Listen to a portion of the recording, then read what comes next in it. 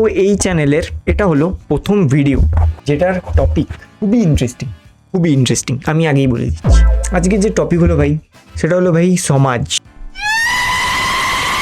ঠিক আছে, সমাজ মানে যেখানে সব মানুষরা মিলে একসঙ্গে আমরা থাকি।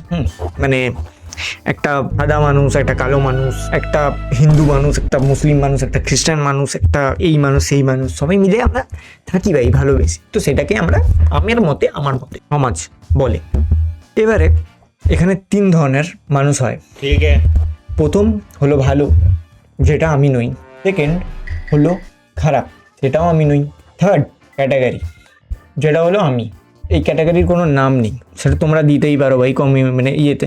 এই যে দুটো ক্যাটাগরি আছে, ভালো আর খারাপ, এই দুটোকে এরা মানে পছন্দ করে না। মানে আমি থার্ড ক্যাটাগরির মানুষ, আমি খারাপ ভালো দুজনকেই পছন্দ করি না। মানে মুদ্রা হলো যে আমি খারাপ আর ভালো দুজনকেই পছন্দ করি। এরা কি করছে, এরা কেমন আছে, ভালো আছে মন্দ আছে, ভাই যায় আসে না, বাত খতম। আমার মতে এটাই সমাজ। এর মধ্যে কিছু কিছু মানুষ আছে, খারাপ মানুষ আর ভালো মানুষ। তারা কি করে, তারা নিজের বাড়িতে ভাই আগুন লাগে, এদের ভাই যায় আসে না। কিন্তু অন্যের বাড়িতে ভাই যদি বাড়িতে ভাই আগুন লাগে, এরা ভাই ঘিয়ের বালতি নিয়ে চলে যায়। না তো এরা লেবাতে পারে, না তো এরা ভাই কিছু করতে পারে, আরও বাড়িয়ে দেয় জিনিসটা।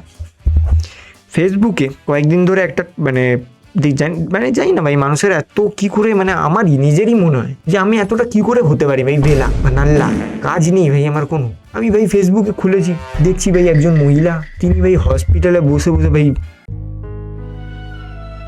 বাজারে গেলে আমরা বলি না, বাবা যাই দিবি একটু কচি দেখে দিবি। মানে সাইজটাও ভালো, মানে সবকিছু মিলে যেন কচি আমের। তুমি যদি কচি আমকে দিয়ে ক্যাটওয়াক করাও, কোনো মডেল দাঁড়াতে পারবে না। কচি জিনিসটাই আলাদা। ব্লগ বানাচ্ছেন যে তিনি সার্ভাইভ করে গেছেন। আমি ভাবলাম ভাই কি হলো, স্ক্রল করে দিলাম, বাদ দাও এসব বালের জিনিস দেখে কি হবে আমার, আমি কি করব। আমি দেখতে এসেছি ভাই কিছু এন্টারটেনমেন্ট, ভাই কিছু ফেসবুকে কি করতে আছে লোকে ভাই, রিল। ঠিক আছে, একটা রিল দেখলাম, তারপরে আরেকটা রিল দেখলাম, উনি এলো, একজন লোক বলছেন ওনারই ব্যাপারে। আমি কার কথা বলছি বলেই দিই, দেবলীনা নন্দী বলে একজন গায়িকা আছেন, সরি গায়ক বা গায়িকা একই হয় আজকাল, জানি না ভাই। তো গায়িকা আছেন, তিনি 70 to 78 পিলস, স্লিপিং পিলস খেয়েছেন, and she survived. It's a very good news, ভগবানের দয়া উনি বেঁচে গেছেন, খুবই ভালো কথা।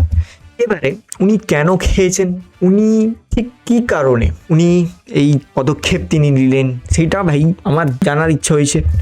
তো আমি আরও স্ক্রল করলাম, আরও জানতে পারলাম যে ওনার হাজব্যান্ড আছেন, তিনি একজন, জানি না ভাই ভালো মানুষ না খারাপ মানুষ, কিছু কিছু মানুষ মানে ডিভাইড হয়ে গেছে, ইন্ডিয়া আর পাকিস্তানের বর্ডার হয়ে গেছে আর কি। একজন হচ্ছে ইন্ডিয়াকে সাপোর্ট করছে, একদল হচ্ছে ভাই পাকিস্তানকে সাপোর্ট করছে।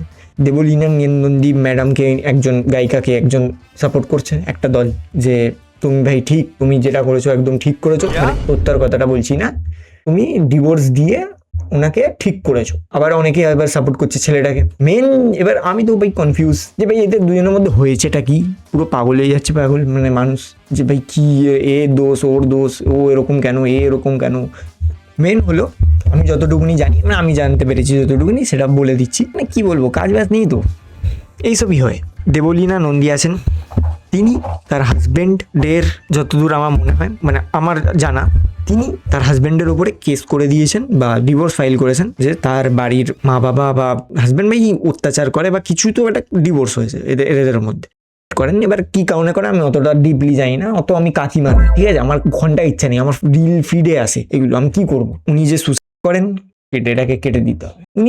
উনি যেটা করেন সেটা একদমই ফালতু জিনিস, মানে বোকামো। আজকালকার দিনে ভাই করাই উচিত না ভাই, কেন ভাই তুই ডিভোর্স দিয়ে দিলে ভাই তুই অ্যালুমিনি পেয়ে যাবি, বাড়ি ঘর পেয়ে যাবি, ভাই বেকার করতে কি এসব করে নাকি।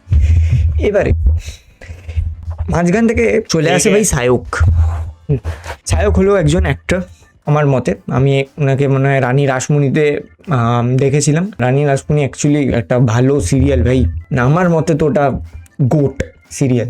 এবারে এরা যে আছে, সায়ক যিনি আছেন, এই যে দেখতেই পাচ্ছ ভাই তোমরা, তিনি হলেন দেবলীনা নন্দীর খুব ভালো বন্ধু, বেস্ট ফ্রেন্ড আজকাল হয়। তো এবারে অনেক লোক বলছে যে কোন বর, কোন হাজবেন্ড সহ্য করতে পারে তার বউ যদি আরেকটা অন্য ছেলের সঙ্গে ঘুরে। আবার কিছু কিছু লোক বলছে যে এর বর তো একে ভালোই বাসে না, এ চুপচাপ, বললাম না 2 দলে ভাগ হয়ে গেছে, মাঝখান থেকে আমি ভাই ফেসে গেছি। আমার না তো এর জানার দরকার ছিল, না তো এর জানার দরকার ছিল। আমি তো ভাই দেখতে এসেছিলাম ভাই কি মানে ও কি দেখবো ভাই, আমার ফিডে যা আসবে তাই তো দেখবে মানুষ, তো আমি ওটাই দেখতে এসেছিলাম সাধারণ মানুষের মতন সময় কাটাতে। কিন্তু ভাই মাঝখান থেকে এরা চলে এলো, তারপরে আমি চলে গেলাম ভাই ইনস্টাগ্রাম।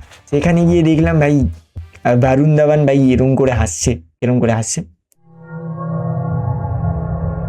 না এরকম করে একটা মানে এরকম করে হাসছে না, মানে হাসিটা কিরকম হাসি আমি তো বুঝতে পারি না, কিন্তু দারুণ ভাই। তো ওই হাসছে। তারপর কার্তিক আরিয়ান ভাই পিডোফাইল পিডিএফ, তিনি একজন 17 বছরের মহিলার সঙ্গে ডেট করছে। কচি জিনিসটাই আলাদা, কিন্তু কচি আমের ভাও কিন্তু ডিমান্ড অনেক বেশি। কারণ কচি আম দেখতেও সুন্দর, সাইজটাও ভালো, মানে সবকিছু মিলেই যেন কচি আমের, তুমি যদি কচি আমকে দিয়ে ক্যাটওয়াক করাও এর কোনো মডেল দাঁড়াতে পারবে না, কারণ কচি আম। সেটাও মানুষ সহ্য করতে পারছে না। আরে ভাই সে একটা অ্যাক্টার, তাকে ভাই দেখতে ভাই সুন্দর, সে ভাই করতেই পারে ভাই। আমিও যদি সুন্দর হতাম, অ্যাক্টার হতাম, তো আমিও করতাম ভাই। কিন্তু 17 বছরের মানে করতাম না, বাট থাকতো ভাই আমার কোনো গার্লফ্রেন্ড বিদেশি, যদি আমি ওর মতন দেখতে হতাম ভাই।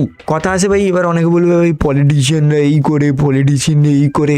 বুকে হাত রেখে বলতো ভাই তুই যদি পলিটিশিয়ান হতিস তুই কি স্ক্যাম করতিস না? আমি তো করতাম ভাই, আমার কাছে যদি টাকা আসে তো আমি তো করতাম ভাই, আবার আমার কাছে এলে তো আমি তো অপব্যবহার করবই। তো আজকে ভাই বহুত ঘেঁজালাম, জানি না ভাই কি বকলাম। Bye bye.